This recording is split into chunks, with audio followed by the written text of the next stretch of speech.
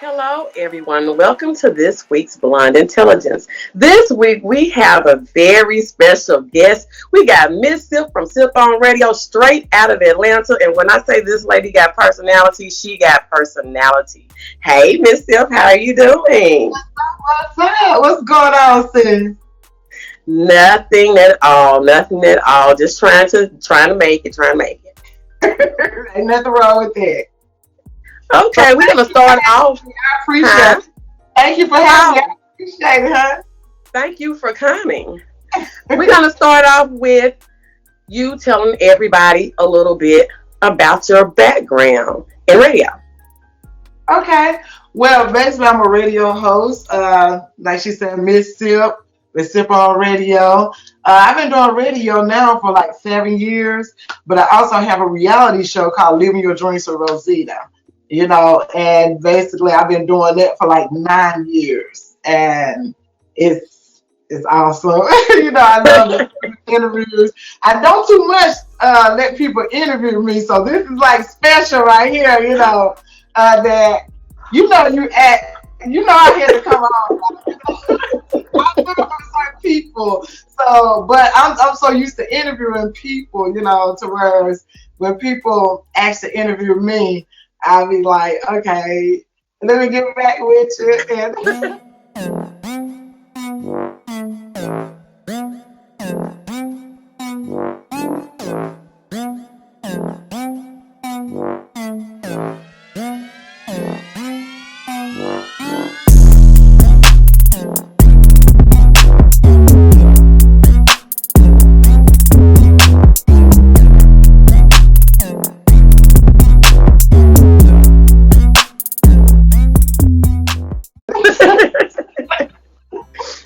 But I'm cool though. I act, model, sing. I write movie stage plays. I'm a certified television producer, and I just became the president / CMO of a record label. So that's What's that record label? Multi-platinum media. All right. You gotta plug everybody now. Yeah, multi-platinum entertainment. I remember. I can't remember who said it, but they were talking about that there were not many black female radio disc jockeys to help pave the way for, I guess, females now. How and what, not how, who and how influenced you in radio and paved the way for you? Well, didn't nobody really influence me in radio for inspiring me to do it. It's like as a little girl, I was the kid that got in trouble for talking all the time, and it was just one thing that I knew that I wanted to do was be in radio and television. So it just came along. Now, as far as me doing music and stuff, it was like family members. My mom and dad, they traveled and sang gospel.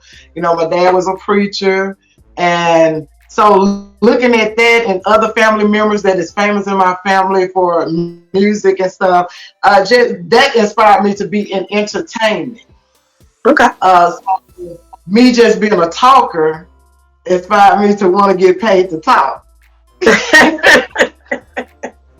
I feel you on that one too. So, what has been the hardest struggle for you as a woman, not just as a black woman, but as a woman in the entertainment business? A woman in the entertainment business, you have to go through the people that plan and the people that really want to work. So there's guys that, and I hate to say this on the show, but think with their big head instead of their small one. I mean, think with their small instead of their big. So I know what you're saying. They don't know how to keep it business. And I've said this so many times on my Facebook page and as well as my show that us women, we are so powerful at what we do. We're so talented, and a lot of people miss that getting that strong woman to being in their corner, that they really need. It's men out here that's really talented too, but that's, as women, we think of all angles, how to make it look good and be good at the same time. Kind of like when a man clean the house up and when a woman clean the house up, it's a little bit different. It's a whole lot different. So therefore, it's like we put that touch on everything that we do. Not just being good at it, but making it everything works. Looking at all angles and stuff. And a lot of women miss out on opportunities. Well, I'm gonna say miss, but at the same time, I grew up in church and stuff, and they said there's no missed opportunities, just God setting you up for something else. But at the same time, in this industry, and then you just looking at things one way, it's like opportunities come all the time, but we can't take advantage of those opportunities because the man be focused on trying to get us in the bed instead of focus on what we actually there for. Right.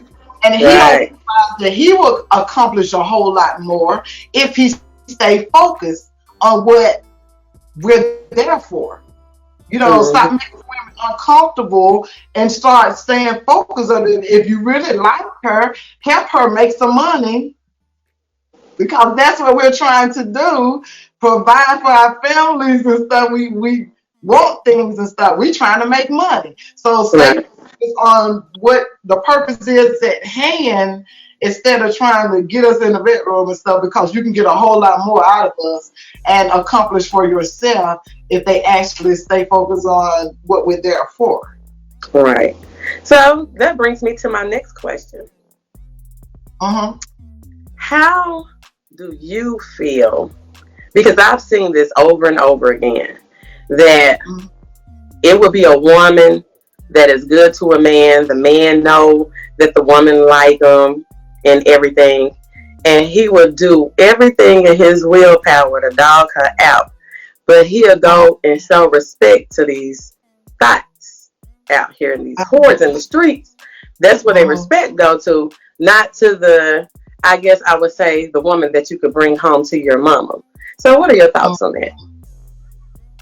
Well, the thing is, I don't never really use the word thought, but since you used it, I'm going to say a thought attracts thoughts. Therefore, even though you met a nice woman, you got to look at his character and he like what he is, basically. It's like the thug chick, even though we can get classy, we still like the undercover thug man. You see what I'm saying? The gangster chick, even though we're classy and we know how to handle business, we can be the businesswoman, but at the same time, that chick that don't play, we want that boss dude that doesn't play but still dress up and look good and have class. You see what I'm saying? So people. Okay, well, tell me this then. Why do men say they want a strong woman that can boss up, but when she has to put him in his place, he have an issue with it? Because he don't really want that. What do you want then? He wants somebody he can run over. That's just what he think he want because he see it working for somebody else. See, he see his friends and stuff with the strong woman, but his friend is actually a strong man. So a strong man can handle a strong woman. A weak man can't. And he don't know how weak he is until he actually get with a strong woman. But a lot of them can't handle it. They become runners. Exactly. Because he can't handle it. But the thing is, I'm going to tell you something. That's why I like the men that actually got the strong mothers. A lot of men that had got strong mothers and stuff, and they used to a woman talking a certain kind of way, but they can tell that it's out of love. Then they won't be intimidated by it.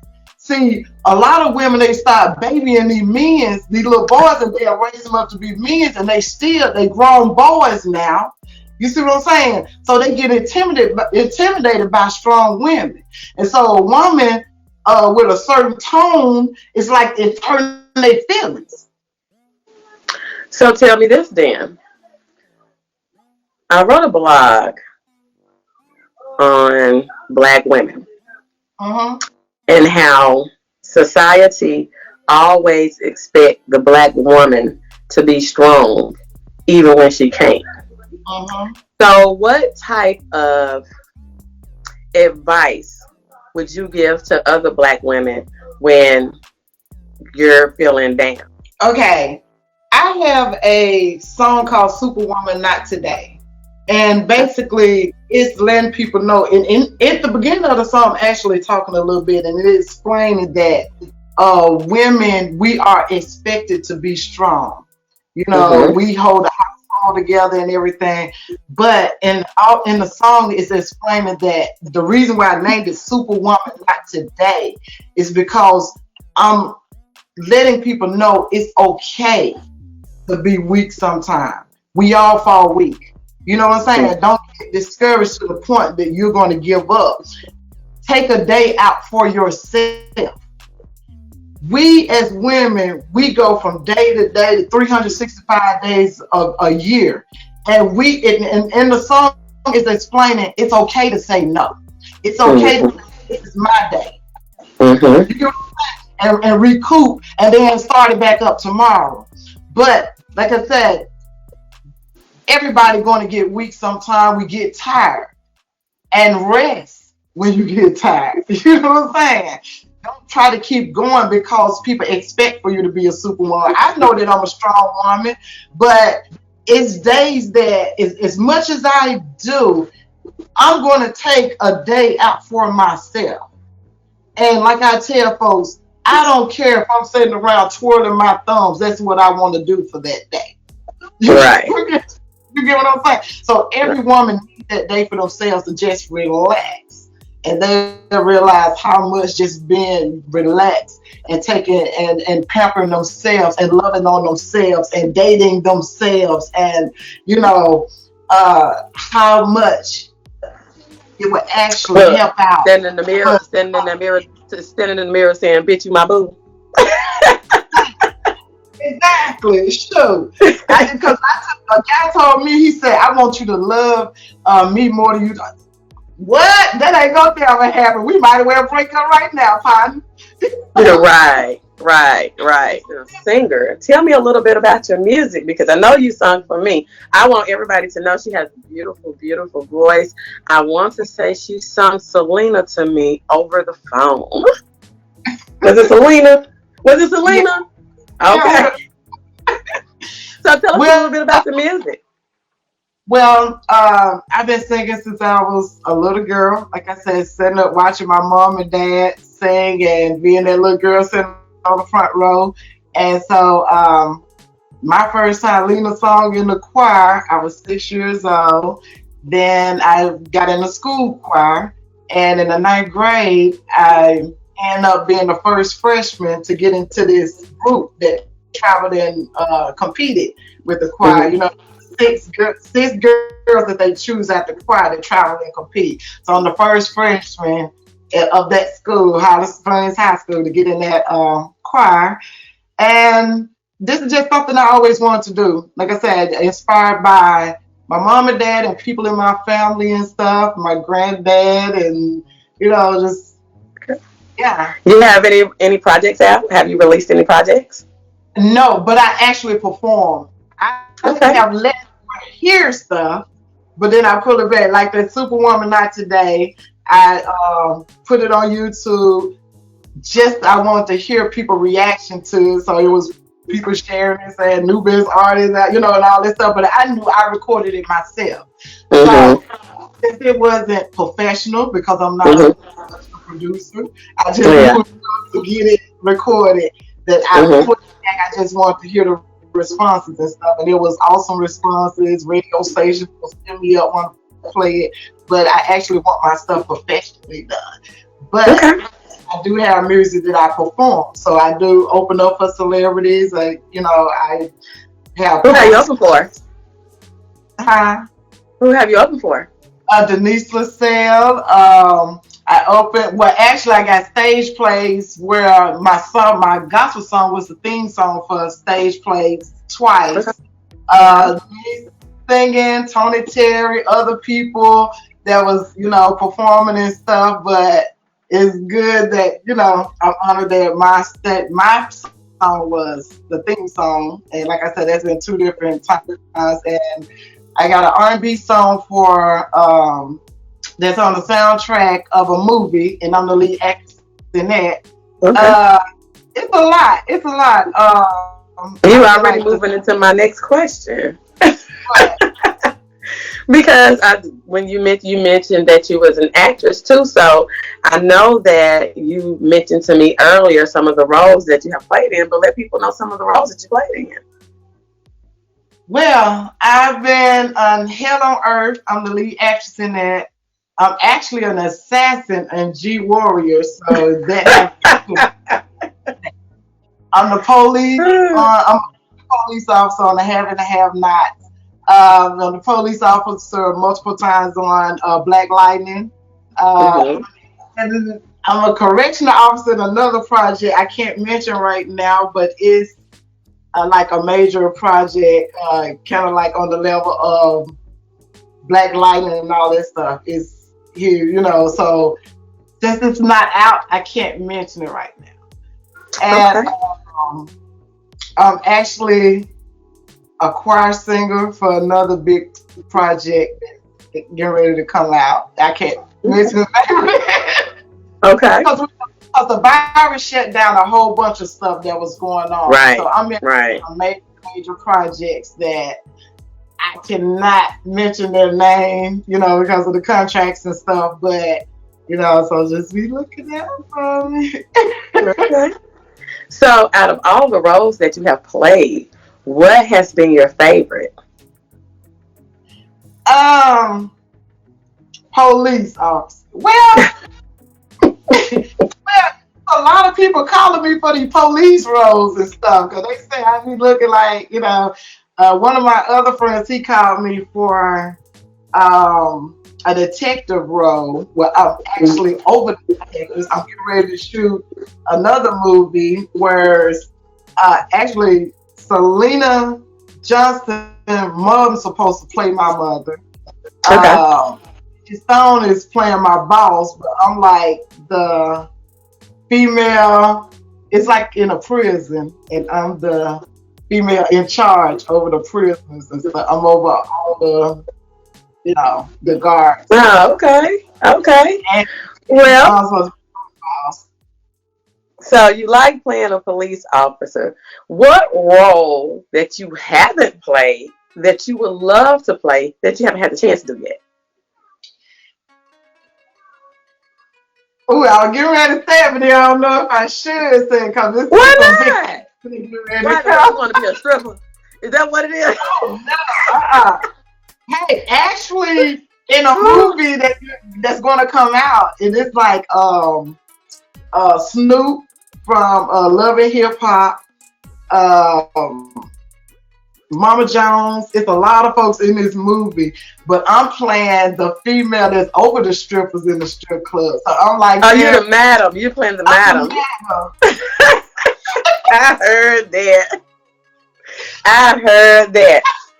Now, from a previous conversation that we've had, you told me that you started writing early in life. Yeah. So, what are some of your early projects that you still have from that time that you have not released yet that you plan on releasing? Oh, you're talking about as far as songs? As far as anything that you have ever done. You know how they redo somebody's song and stuff? Uh, Mm-hmm. well, when I was younger, when I first started writing raps and songs and stuff, LL Mm-hmm. hit that I Need Love. And I actually rewrote it. You got And the female version to I Need Love. yeah, yeah. Mm. It's kind of different, but I was going by that beat and that feel, you know. And you Yeah, work for a record label, right? yeah. So it's a lot of folks that yeah, yeah, definitely. So are we going to be looking at some future projects in music now? Oh yes, definitely, because we get ready to work on my music. Okay. Got a new manager, he's on point.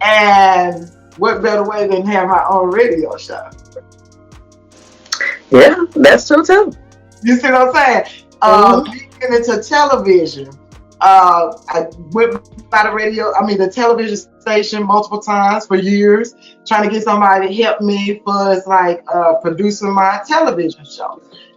Couldn't get nobody to do it because everybody too busy. You know what I'm saying? The producer was too busy. So guess what I did? Got certified to be a television producer. Now I work at the state. I can produce my own shows as well as help other people that's trying to produce shows. So my dad always taught me, there's a will, there's a way. So what you do is learn how to cut out the middleman that's trying to stop and block you from achieving certain things, and learn how to get it done yourself. That's what I always say. So if you don't want to do it or don't have time to do it, but I can supervise the hell out of you on it. Exactly. Right. So if I got you putting in the shower and I know that you need to be putting these kind of screws and using those kind of screws, like, hey. Exactly. And see, I don't just want to do a few things and stuff. My plan, I want to build an empire. And so me learning everything it's just like me working on a job, a corporate job. I was always supervisor and manager and lead on jobs and stuff ever since I was 16 years old. And I was the person, and plus I was the safety manager and the forklift trainer. You know, the person that certified people to drive. You just do it all. Exactly. So what I would do was, I realized that a lot of people get comfortable on the jobs, and they feel as though that, they hide and stuff, and they just there. There's a lot of people on assembly lines that's very hard workers and need to be on another level, but don't know how to get to the next level. Well, I was that person that, since I was in a position to choose who I want to work on my team, because I'm running my own department, then why not watch the people that's doing a good job and dedicated and on time and working hard every single day? I would go tap them on their shoulder and say, hey, you want to learn how to drive a forklift? You want to be an inventory? Because most of the time I'm an inventory specialist, so I'm running the inventory department. I'm going to teach you how to drive a forklift. And I get them in my department and stuff. So, you're giving them people that you see have potential. You want to give them advancement within the power that you have. Because some people try to keep other people down because that makes them feel up. Exactly. And I like to cross train too. So I'm one of them people that will start somebody off that don't know how to do anything and teach them everything. Teach them. What do you think about the message that's being sent out to the world about women in music, particularly hip hop? About what in music? Women, how women are portrayed in music. What do you think about that? Well, the thing is, for the most part, they're not really. Some people are being guided to do certain things and stuff, but it is what it is. You know what I'm saying?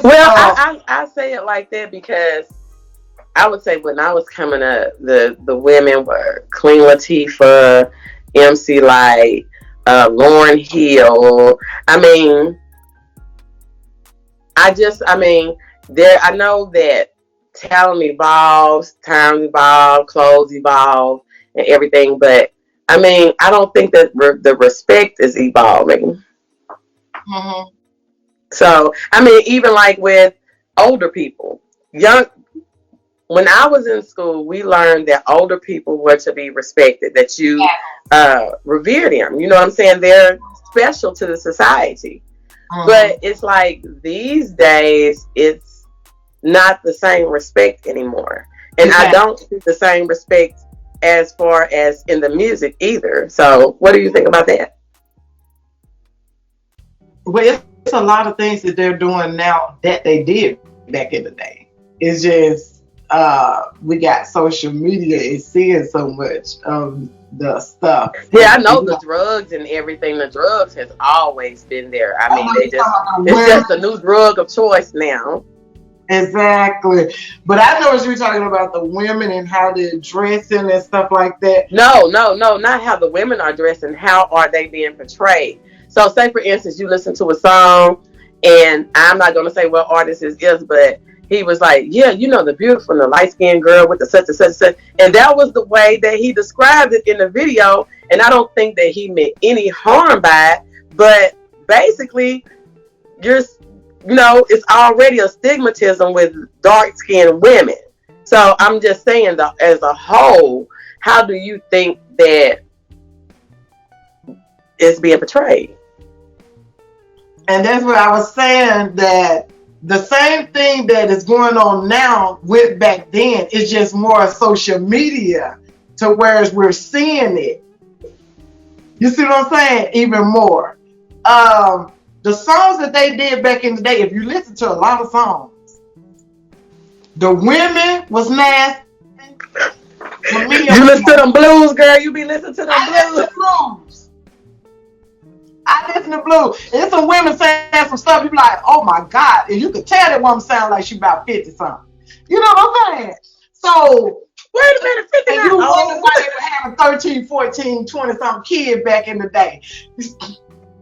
Okay, like the song I'm Stand Up in the closet. I'm gonna leave it in the closet. You see what I'm saying? Like that song Stand Up in It. See, the thing is, they're using certain words now that they didn't use back then.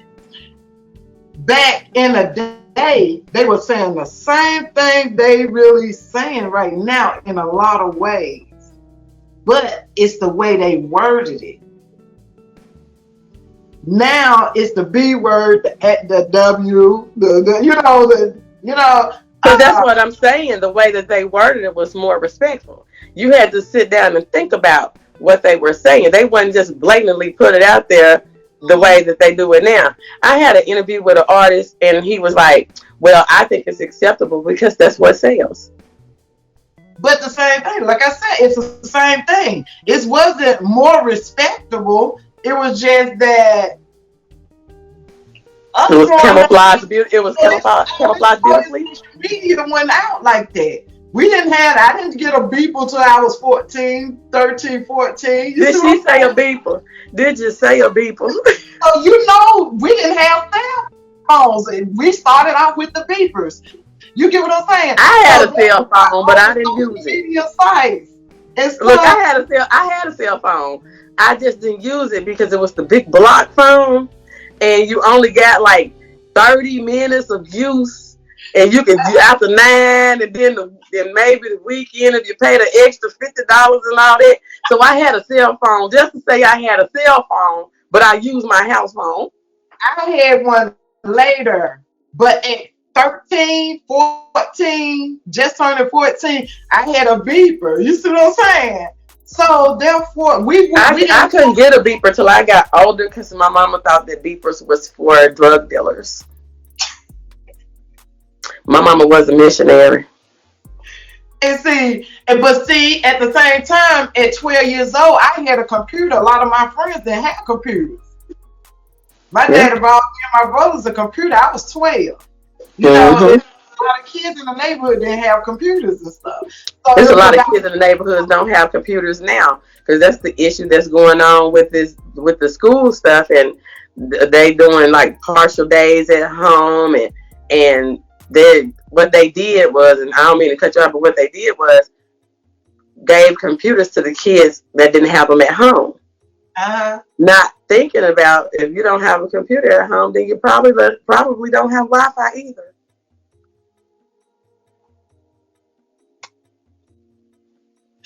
And these are the folks that teach our kids. Yeah, I'm not even going to ask you about the educational system. We just going to leave all of that in the closet. Because let's just go back to the music, honey. So tell me, is there anything else that you want anybody to know about Miss Sipp? Any new projects that Miss Sipp can talk about? where you can find Miss Sipp on social media, how does she follow you, how to follow you, anything, Miss Sipp. Well, you can Google me. No, just Google. No. We can Google you. No, I'm on Facebook, Instagram, LinkedIn, Twitter, everything. Rosita Cooper, Rosita Cooper. Capital M, small z, period, SSIPP. That's Miss Sipp, Sipp on Radio. Living your dreams with Rosita. So if you just look up those things, Rosita Cooper. I'm basically on a lot of social media sites and stuff. I try to make myself available on different sites to meet different people and basically artists. That's what you need to do. Network. Wherever you go. And she be everywhere too. If you just look at her Instagram page, when I say this lady is everywhere, this lady be everywhere. Even with COVID. With the mask on. Living your dreams with Rosita mask. Yeah.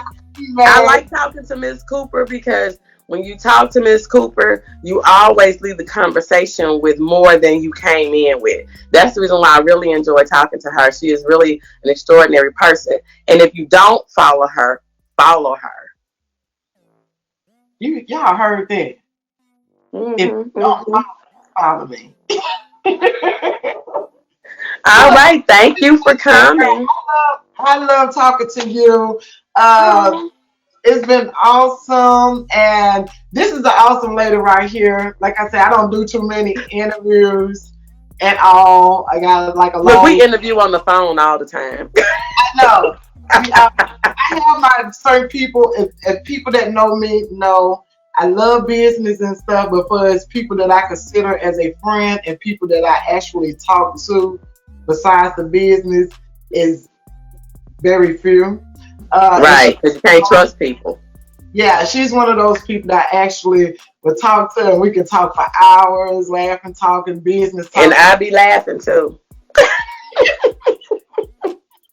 But I thank you for coming. I really, really do. I enjoyed it. And I hope to see you in some stuff that you couldn't tell us about, but we're going to be looking out for it. Thank you. Thank you so much. I appreciate you having me. All right. I really appreciate it, Sam. All right. Bye-bye. Advertise with Blonde Intelligence, where our listeners experience exquisite cranial repertoire. Blonde Intelligence is a new podcast and video channel featuring entertainment, musical artists, producers, entrepreneurs, as well as discussions on social topics, making the Blonde Intelligence platform suitable for a wide variety of product ad types. Video, Instagram TV, YouTube, and links shared to all Blonde Intelligence social media pages and select group networking platforms. This creates a collective base of over 50,000 potential sets of eyes on your product or service. Each sponsored ad will feature on both the podcast and video platforms. Sponsors have the choice of either a voice ad or audio-video ad, with 3 options for placements. Create a win-win business partnership by advertising with Blonde Intelligence.